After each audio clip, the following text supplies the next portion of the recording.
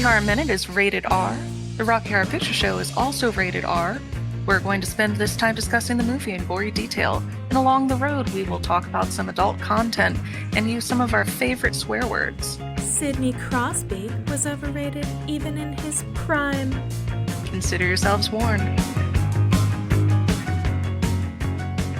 Welcome to Rocky Horror Minute, the podcast where we discuss the Rocky Horror Picture Show in excruciating detail, 1 minute at a time. I'm one of your hosts, Kelly.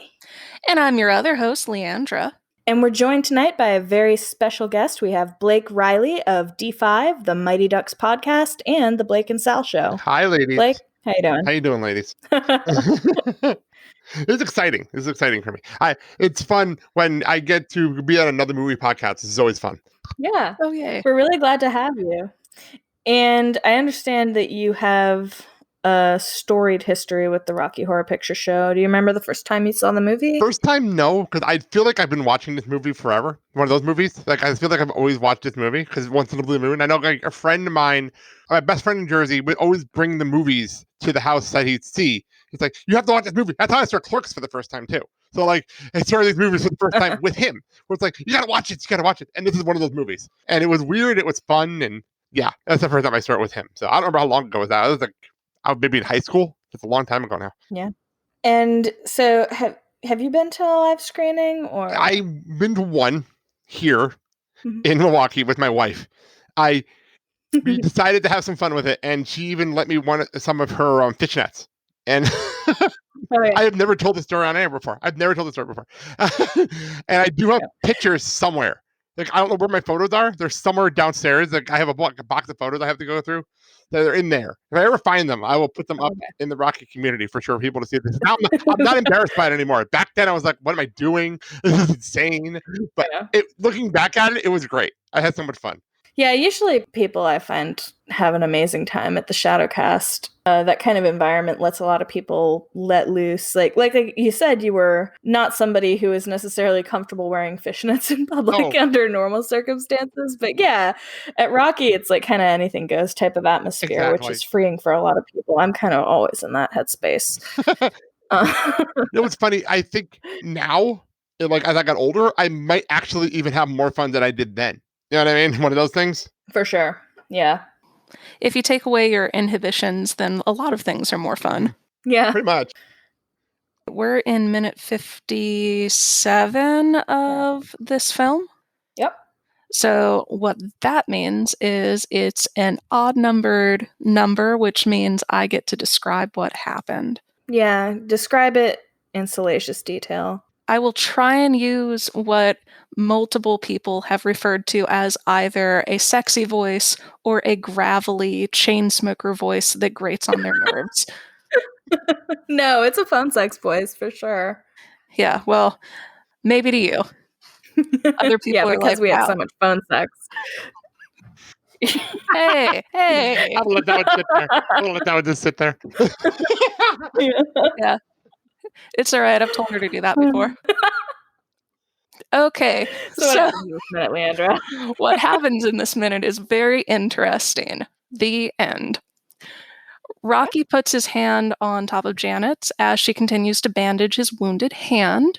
He looks at her with the smiling, vacant, hetero stare of someone with stupid dick. And Janet sees this happen and at first looks mildly shocked, maybe. And then she turns her head to kind of look around to see if anyone can see her. And then with just her eyes, she looks back at Rocky. She looks away again, and making a decision, she smiles. Then there's a voiceover of the criminologist. He is reading the definition of emotion. He says, emotion, agitation, or disturbance of mind, vehement or excited mental state. And then he turns away from his book and says, it is also a powerful and irrational master. And from what Magenta and Columbia eagerly viewed on their television monitor, there seemed little doubt that Janet was indeed its slave. And then we don't see Janet and Rocky. No. We see Magenta and Columbia. They are sitting on a chaise lounge together, having a girls' night. And they say, tell us about it, Janet. And then they cackle at each other for a little bit. And then we then see Janet, who is now up on the back of the tank, sitting on the lip of it, facing Rocky, and she sings, "I was feeling done in, couldn't win. I'd only ever kissed before." And then Columbia, confused, turns to Magenta and says, "You mean she's..." And then Magenta goes, "Uh-huh." Janet continues to sing, "I thought there's no use getting." And that's how this minute ends. Yes. Nice. So lots of fun stuff happens. Yeah, a lot happened Well. in this minute. Yeah, it's a big moment for Janet. Yeah, if you think about what Janet's been doing the past, I don't know if we have ever established a timeline of events in the castle, but at least for the past hour or so, she's been getting railed by Frank, and then Frank leaves. Hour. No, I'm in the past hour or so. She I see. Okay, yeah. And then yeah, she of course sees that Brad has done the same thing. I think was like the last straw for her, like doing anything that a good girl would do. You know, well, she's like, well, if Brad's cheating on me. yeah, and she doesn't even think of what she did as cheating, which It's weird. Yeah, that's what always. I mean, we've already discussed this, but the idea of like, how could you? It's like, well, I mean, it was quite easy. Then, of course, she sees Rocky, and he's cowering in fear and covered in what can only hopefully be dirt, but probably not. And she sees an opportunity to go the distance and other cake songs, but You said "Go the Distance." I thought it was a song from Hercules. So that's oh a good my one God. too. Yeah, I was going with he's going the distance. You know, the cake. But no, the song where he goes so fast. Like the lead singer just says that at one point over an instrumental. I love cake. I also love. I do too. Yeah. But yeah, I guess we can go with Hercules. This is a nice wholesome cast that we put on.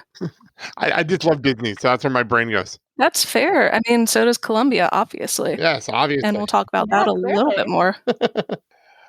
Yeah, really. I thought that the sex scene was why you requested these minutes, but maybe it's because of Columbia repping Disney.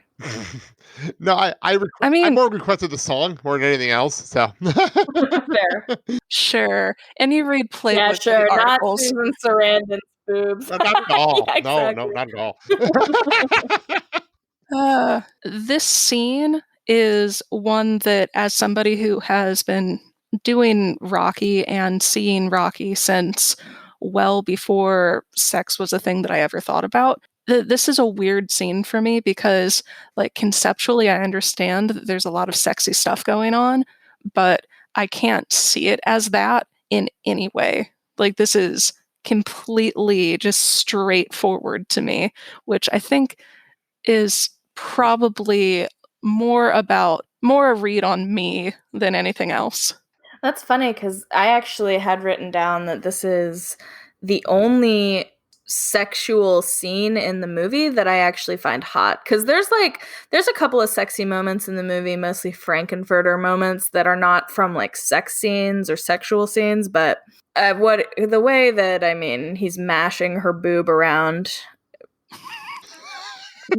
I don't find that to be a sex thing at all. Okay. No, not the mashing motion, but it. You see how you get a really good idea of the texture of her breasts. I don't know. I'm gay. Fair. I mean, it's for that reason. And spoiler alerts for, I think it's minute 59. We'll see Magenta honk Columbia's boob in a very kind of like carnal sort of way, and I think that is 80 million times more sensual than anything that Peter Hinwood has ever done. That actually segues nicely into my note from the commentary for this minute, because Patricia Quinn was talking about, she said, I love Nellie painting my toes. I don't remember who thought that up. And Richard O'Brien said, oh, it was probably you and Nellie. And she said, oh, yes, because we sat in a very cold caravan and talked about what we were going to do in this room of ours. And I think this is very sexy and very naughty. So there you go, Leandra. She's got something in common with you because she thinks painting toenails is sexy and naughty. But Well, I yeah, don't think that toes are sexy. I don't know. I mean, it's kind of what you said. And then Richard O'Brien said, Fuck you. Richard O'Brien said, well, no, it's like kids playing together, isn't it? And then Patricia Quinn just went, do you think that's what it's like? And they just left it at that. Oh my God. Funny. I've had that same conversation with Oscar in many iterations where he goes like, oh, that's a sex thing for the heteros or the lesbians. And I go, yeah, I know, it's shocking. I don't know. So anyway, but What's funny is I'm thinking like feet do not turn me on at all. So that's weird. I don't know. yeah, I mean, me neither, but this is well-known fact about Leandra and No. Oscar. Yes, Oscar. No, Leandra. No. Yeah, as soon as I heard that, I was like, oh, that's why she plays Magenta. But oh no. But I love the theme of voyeurism throughout this movie, and Magenta and Columbia in that room watching, and like they get very sexual about watching it as time goes on, much more so than like Riff ever does watching the monitor. So I love that, and it was foreshadowed in Magenta's Time Warp solo, where she said, in another dimension with voyeuristic intentions, well secluded, I see all. I will say that I have never felt so inclined as to have that sort of intimate group finger bang session with a friend while watching other people have sex. Like, that's never been a thing. Maybe because I just didn't have that college experience, but I don't know. I don't understand the voyeurism thing either, but I would love to do I would love to do it once, but it's one of those things where it's not something you do with a friend. I'm just saying, even female friends, that's just not something you do. Did I ever tell you about the time I went to the Libertine sauna in Paris? You did, but you didn't say anything about this on the podcast, so I think that this is a good time to share your story. Yes, it is.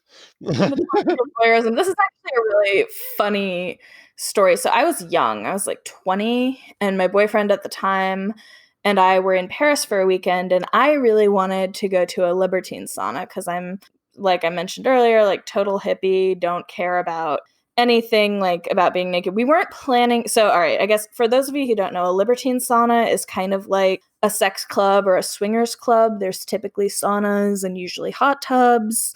You're naked in there all the time. There's like usually lots of private rooms where you can have sex that have like peepholes. People can look at you, or like generally people go there and like switch partners and stuff. We weren't planning on doing any of that. We were just kind of like, we'll go fool around. We'll enjoy some time in the hot tub. The one we picked out is like really well known in Paris and like gets written up in like food magazines for how good the buffet is and stuff. So we were like, oh, we'll have dinner, hang out in the hot tub, maybe fuck in front of some people, go home. So casual. Yeah. So we go to this club, and we had walked around Pigalle, the red light district, and had seen everything we wanted to see. And basically the website had listed the time it was opening wrong. So we showed up what we thought was like an hour after opening, but it was actually not opening for another hour. So we had like an hour to kill, basically. It's raining. And across the street, I saw a different libertine sauna that was like inside of an adult video store, like a mega store. Oh, and we were like, that place is probably shitty. So just to give you some context, the place that we were trying to go, it was 60 euros for a couple to get in. And then it was like 120 euros for a single guy, and women are free. So we were like, well, that place looks really shitty, but maybe we can kill some time there. And like, if it's cheap, and then we can just go to the club we actually want to go to. So we went and looked, and it was free for a couple to get in. So we were like, what do we have to lose? Because we were stupid. So, because like that should have been a warning sign if a couple can get in for free. Right. But we went in there, we got undressed in the locker room. There were a bunch of old guys watching what I thought were game shows in the locker room, which I thought was weird because they were like just sitting around naked watching game shows. But we were like, well, let's just go see if the hot tub has anyone in it. And there was no one in the club, like, and the hot tub was completely empty. So we were like, oh, perfect. We went and showered because you have to shower before you get in the hot tub.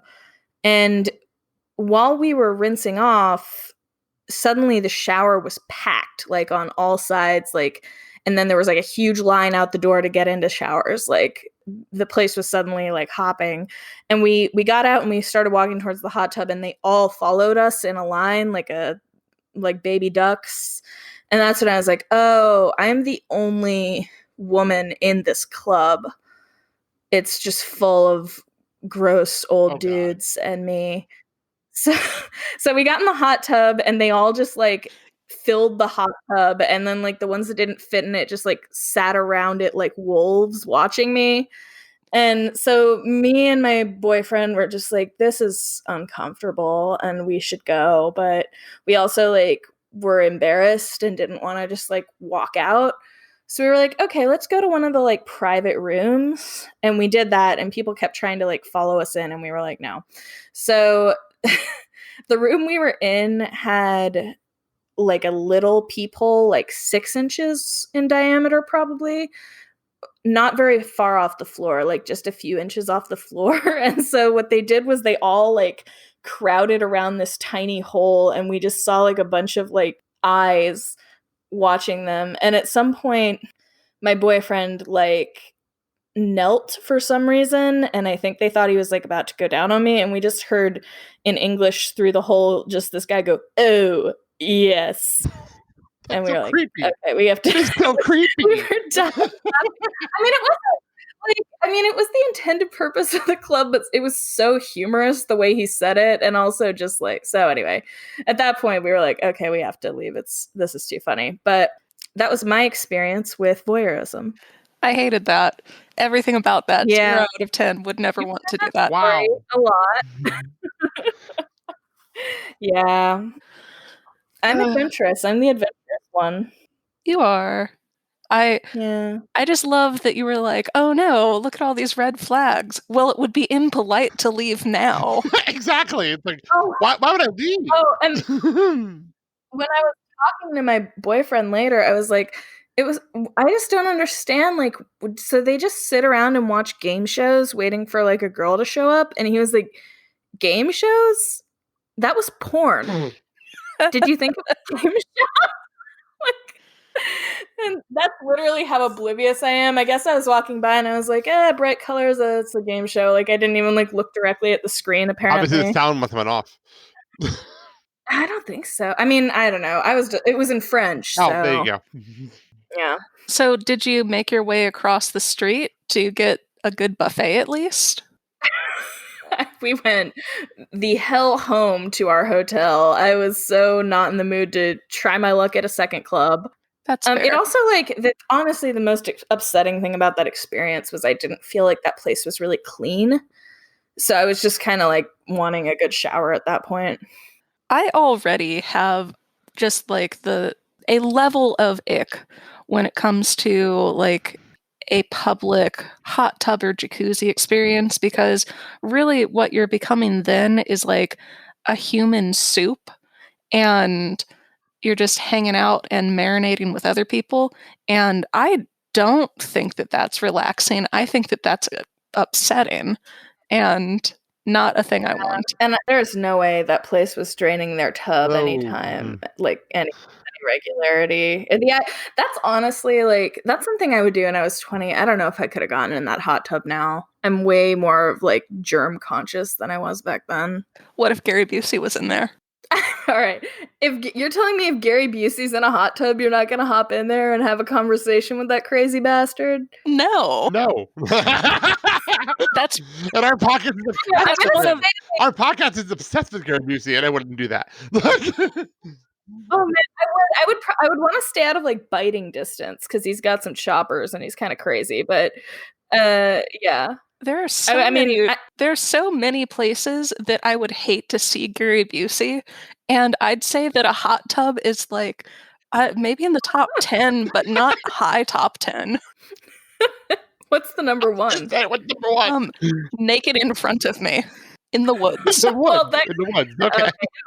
Yeah. Well, honestly, in the woods, like that, you'd probably like not be able to see him as well. I don't know. Is he a master of camouflage, Kelly? I guess I was thinking of at night. In the woods, I'd be too worried about Perry Bedden, honestly, to even care that it was Gary Busey. So there's that. Why would Gary Busey be naked in the woods, though? You know what? We could talk about this for hours. I don't know how he got here. Yeah. I don't know how he got here. I have no idea.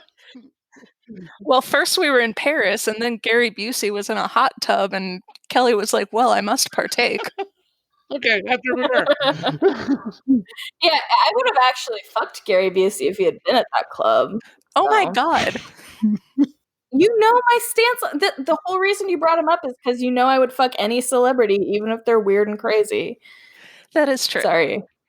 I'm sorry, Mr. Busey, if you ever listen to this. Well, he is crazy. There's no doubt of that. Yeah, well, and I mean, I talked about his teeth, but I mean, he's used to all that by now. You didn't listen to his audiobook. That was weird.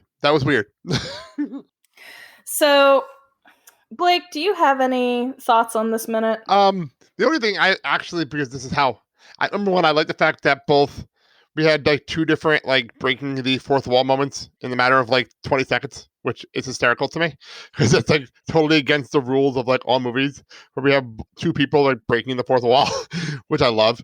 Then I was actually looking at the dictionary and I'm like, what other word? Why? Number one, he's obviously pointing out emotion, but like I'm looking around it and I'm like, this is a really strange dictionary. Like, how old is this dictionary? Like, it makes no. Some of these like there are words missing between words here. Like, it makes no sense to me why we go from Emmanuel to emotion in like 5 words. Like, it makes no sense to me. I actually really wanted to talk about that definition because I don't know if I agree with this definition of emotion. I don't know what you guys think. Official like Webster definition, like. I actually looked that up, and no, it's not. So my issue with it is it makes it sound like the only emotions you can have are like really violent ones, you know?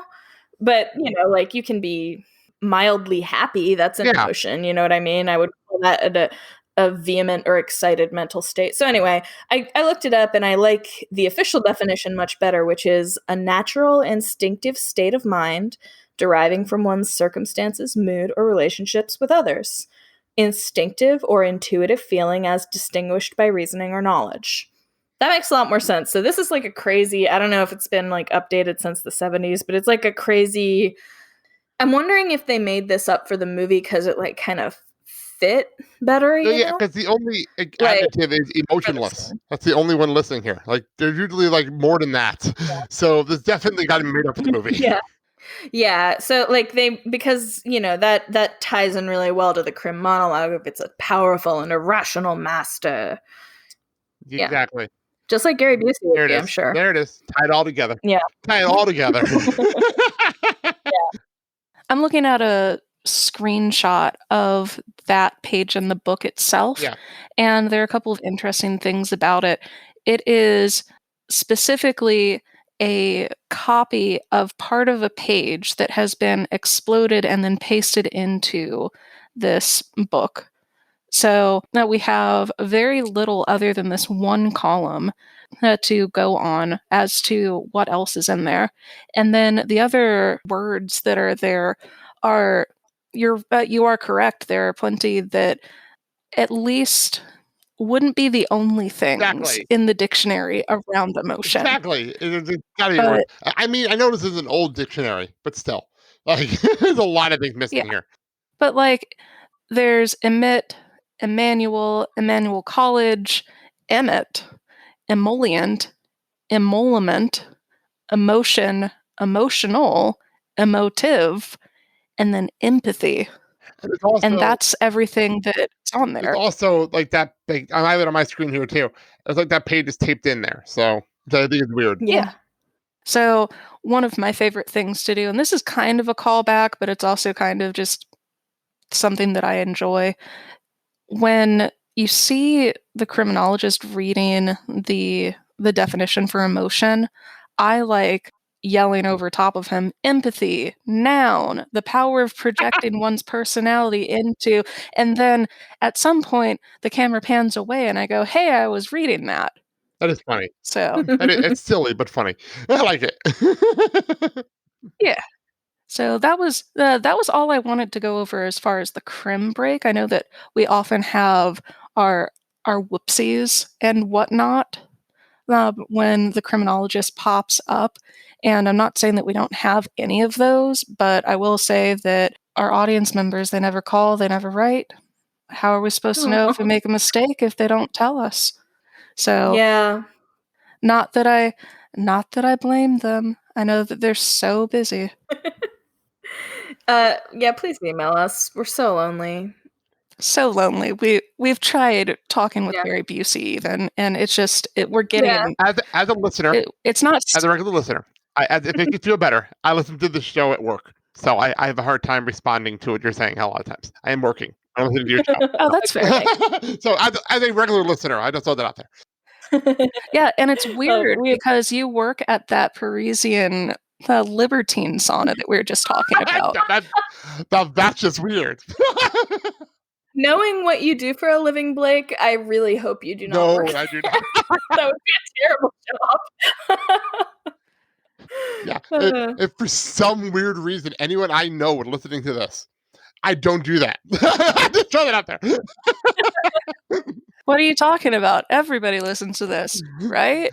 Well, the funny part is I put like my appearances up on the show website, so people do listen just for like what show has Blake been on? He'll listen to the show like if anyone here like.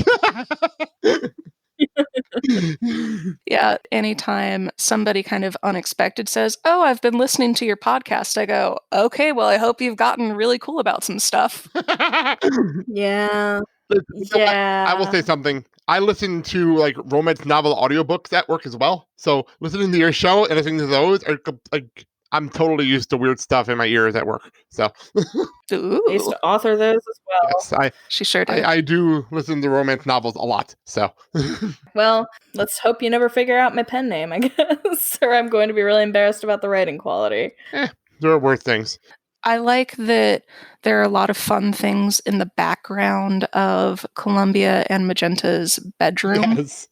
that they're hanging out in, and we'll talk about some of them later on, but I did want to, for this minute, kind of do a spotlight on what Columbia is wearing.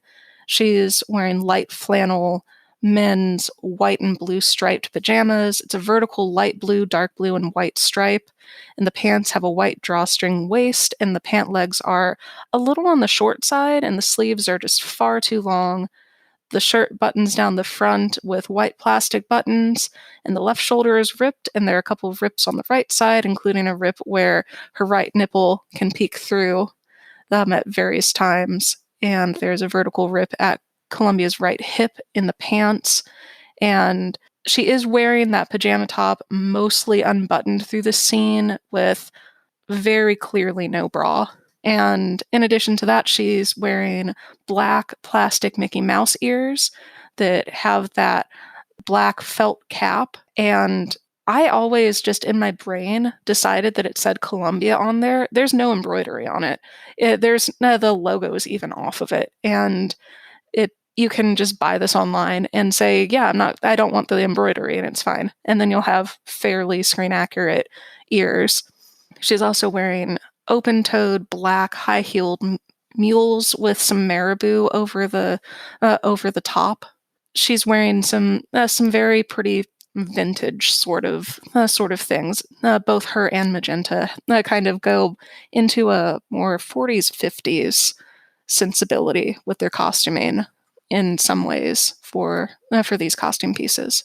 There's a statue of two people leapfrogging in between Columbia and Magenta, and I can't imagine what it would be for. It almost looks like some sort of award, like a trophy, but the concept of there being some sort of competition for leapfrogging is just too gorgeous, too hilarious to me. I was about to ask, what is that trophy? And I was actually wondering the same thing. yeah, it defies logic, at least to me. But those are all of my notes for this. And Kelly, I'm sure you have more. I just have one more. After Janet makes her decision and like you see her on the monitor, basically the whole time Krim is talking, she's petting his hand. And I hate that because it doesn't make sense to do. And if you're playing Janet, you have to stand there and just pet Rocky's hand for what seems like an hour. And it's awkward and I hate it. That's it. So there's this fun thing that dogs do. If you put your hand on top of one of their paws, they instinctively like pull their paw out from under your hand and try and put their paw on top of your This is true. hand. So it really looks like Rocky's kind of doing that at the beginning.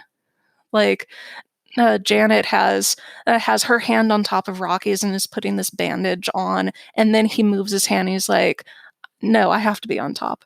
And it's very cute when you see puppies do it, but not necessarily cute when you see Peter Hinwood do it. I did just try it on my dog, and she was way too lazy to do that. Oh, Looked at well, me. she's barely a dog. That's true. But yeah, so that's pretty much all I got besides callbacks. All right, let's jump into those. So when Rocky just sort of grabs her hand and smiles at her, the callback is, "I may not be a smart man, but I know what boobies are." And then but that segues directly into like the really big one for this minute, in my opinion, which is as Janet's looking between Rocky and the audience, the callback is, "Janet, do you want to fuck Rocky or the audience? Rocky or the audience?" And then she looks at the audience and grins, and then everybody cheers. After I was feeling done in, you say an out and in, an out and in. And then couldn't win. Now, you can name a sports team like, you know, like the Ravens or whatever, but a lot of us like to get even more meta than that and just yell, like the local sports team. And If ever it's really good. If ever I could have a legacy, it would be the local sports team callback. That's one that I specifically at least brought into popularity at our show, and that's the one that makes me happiest. Yeah, it's a good one. So those are the only ones I had, but I know you've probably got a lot more, Leandra. Yeah. So there's not a whole lot at the beginning that you didn't already have, but I do like when the criminologist says it is also a powerful and irrational master. If you say it is also a powerful and irrational mouthwash, I don't know why, but when you say that, the lip syncing on that really works. So you can trick yourself into thinking that is actually what he's saying, and it's weird. And then Columbia, when she says, "You mean she's," and Magenta says, "Uh-huh," there are a couple of options that you can go with. You mean she's lying? You mean she's Catholic? So there are a couple of ways that you can convey that. Or you mean she's only done butt stuff? And I thought there's no use getting laid into. Did you do the heavy metal one? My brain is complete cheese. That's next minute. Okay. Then this is good stuff. We're going to ignore that. All right. But otherwise, that is it. Okay. In that case, I guess we will sign off the way we sign off every minute with now. You don't go home, but you can't stay here. So get the fuck out. To the late night double feature picture show.